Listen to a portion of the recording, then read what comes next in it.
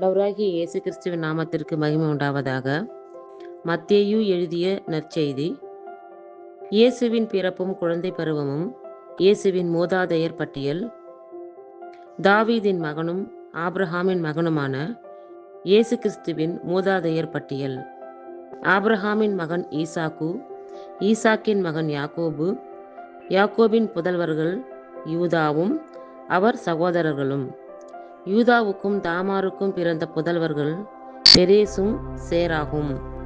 பெரேசின் மகன் எச்சரோன், எச்சரோனின் மகன் இராம், இராமின் மகன் அமினதாபு, அமினதாபின் மகன் நகசோன், நகசோனின் மகன் சல்மோன், சல்மோனுக்கும் ராகாபுக்கும் பிறந்த மகன் போவாசு, போவாசுக்கும் ரூத்துக்கும் பிறந்த மகன் ஓபேது, ஓபேதின் மகன் ஈசாய், ஈசாயின் மகன் தாவீது அரசர்.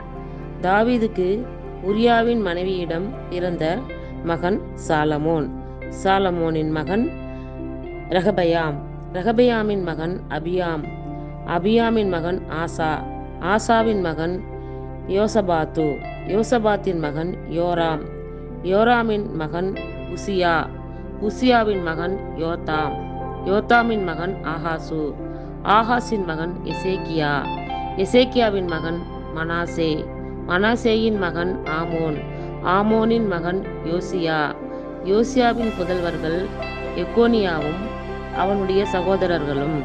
இவர்கள் காலத்தில்தான் யூதர்கள் பாபிலோனுக்கு சிறைபிடித்து செல்லப்பட்டார்கள்.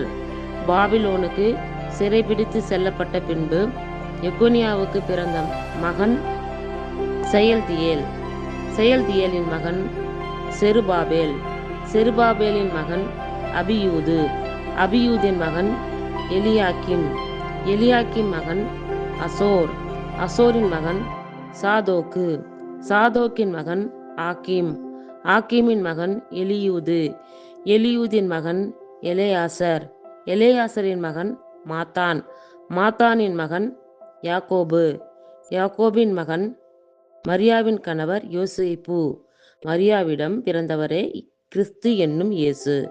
ஆக மொத்தம் ஆபிரகாம் முதல் தாவீது வரை தலைமுறைகள் 14.